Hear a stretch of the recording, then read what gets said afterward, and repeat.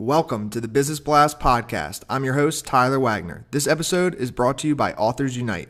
Authors Unite makes the process of becoming a published best-selling author as simple as sipping your morning cup of coffee. You can learn more about Authors Unite at authorsunite.com. Now, let's jump into the episode.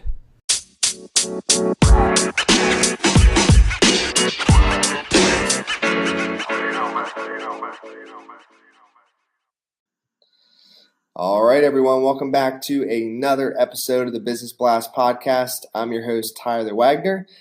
Today we have James Ranson. He's the author of Don't Write a Crappy Book. So welcome to the show, man. Hey, happy to be here. Awesome, brother. Yeah, so for everybody listening, this will be a little bit of a different episode than you're used to. I just wanted to have James on. We've been working together for many years now, and he just put out this book called Don't Write a Crappy Book, and I think it has a really good message, and I'm one of the people he interviewed to give insights for the book and many others. So I guess, first question for you, James, is like, what are some of like the top things people will learn from reading this book? So this book has 17 different mistakes in it that authors make without knowing that they're making. And the idea of the book is to examine these mistakes in detail so that if you are looking to write a book for your business, you can learn some of the things that you might be set up to do that will hurt your book without even realizing that you're set up to do them. And then you can avoid and counter them or defeat them if you already started doing them, so that you can, instead of just writing any old random book that actually isn't going to help your business very much, you can write a solid, reliable, high-quality book that you'll be able to leverage to grow your business for years to come.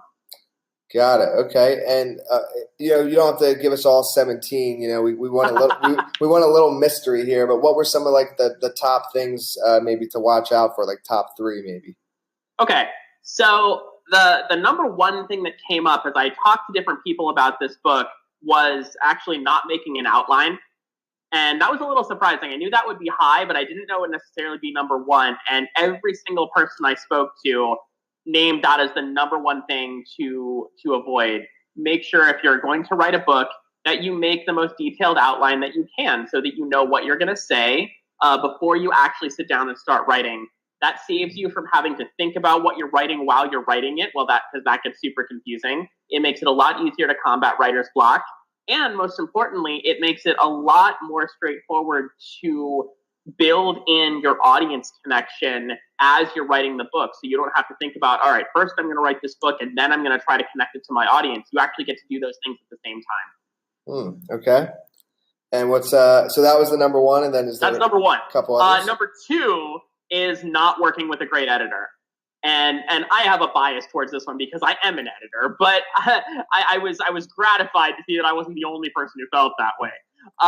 There is a lot of hesitation on the part of many business authors today around letting go of some of the control of their text to let an editor work on it. There's some fear, there's some ego, there's some sense of, hey, I just put in all this work, why can't I just be done already? And really the issue here is, as authors, as good as we are at running our business and as passionate as we are about our topics, we are just too close to the writing we do to know what it needs to become the absolute best it can be. And that is where a really good editor comes in to help you, because they don't just do what you've already done. They actually start where you finish, and they take the book further than you could have done by yourself.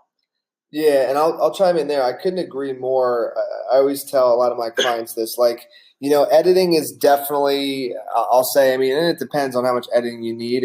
I wouldn't say it's a small investment, but I do believe it's a necessary one. Because, and that's what's interesting about what you said there, is it's like, people put a ton of work into writing their book, and then when it comes to the editing, they're like, well, can I be done now? And, I kind of think of it like in the opposite way, where it's like, yeah, now that you put in all that work, like it would be like silly to not invest in a good editor. And I think it's because a lot of people are just unaware of how like pivotal it is to have a good editor. Like, I can speak to my first book, and you know her, Sarah Stibbets. Yep. She edited it, and it's like a completely different book. Like, it is like literally, it's not the same book. Like if I had published it without her editing, it would have been terrible. Like, Yep, so exactly. it's just so important. I think people listening now, if you are interested in doing your own book, like it is, I'm talking like 100% difference of how much like better your book will be with the right editor. So, and then and there's a little bit of a leap of faith there, and I totally get that there's a leap of faith there. But trust me here, if you find an editor that's a really good fit for you and that can give you the kind of work, give your book the kind of work that it really needs, you will end up with a manuscript where you're saying, I had no idea that this could even be as good as it is. Yep. And that is the feeling you want. That's like winning the lottery in book form. That's what you want. Yeah, and it changes the whole like way of how you market it. Like if you're unsure of like the value of your book or like worried or like you don't, let's say maybe get a good editor, then you probably won't be like shouting at the top of rooftops telling everybody about it, right? Because you're like uncertain. Whereas I can say like after I had Sarah edit my book, like that was, I like realized I was like, she transformed this thing. I was like, Yep, yes, absolutely. like now I'm proud to tell everybody about it. So it changes how you market. But so yeah, and then go ahead. I think there was another one you were going to share. So the other one that I want to share is a little bit more of a personal favorite. It's the mistake is just being in a big damn hurry. And I know that a lot of the voices in the self-publishing and book creation industry today are pushing, write the book as fast as possible, write it in 90 days, in 60 days, in a week, in a weekend, in 3 hours talking into a voice recorder or whatever.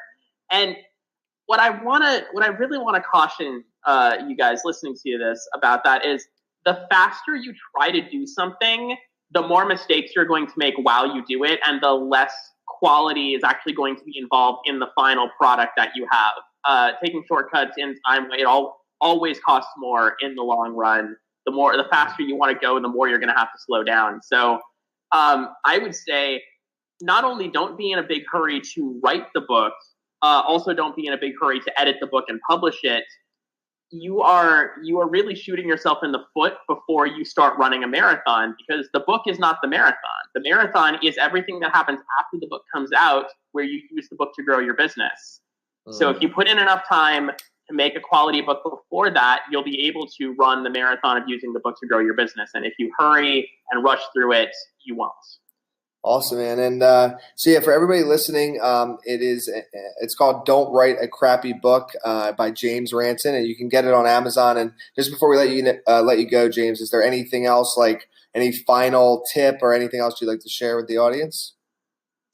So there are really 3 ways to write an amazing book, and I've alluded to a couple of them here. But the first one is to write a book that you are just really, really proud of. Like Tyler was saying, that you are just so happy with how this book turned out that you just want to shout it from the rooftops. The second one is to make sure that that's connected to your audience. And the way that you do that is by knowing who your audience is and what they want and how to write to those things. And then the third thing, as we were talking about with the editor, is to just get good professional help to help you write the book in the best way possible and get it to the highest level it can. You do those 3 things, you'll have a fantastic book that you can rely on for the next 5 years. Awesome. And thank you again for coming on. And for everybody listening, like I said, you can get it on Amazon. I'll also put the link in the show notes as well. And thanks again for coming on, man. My pleasure. Talk to you next time. The podcast you just heard was published with Anchor. Got something you want to say to the creator of this show? Send them a voice message using the Anchor app, free for iOS and Android.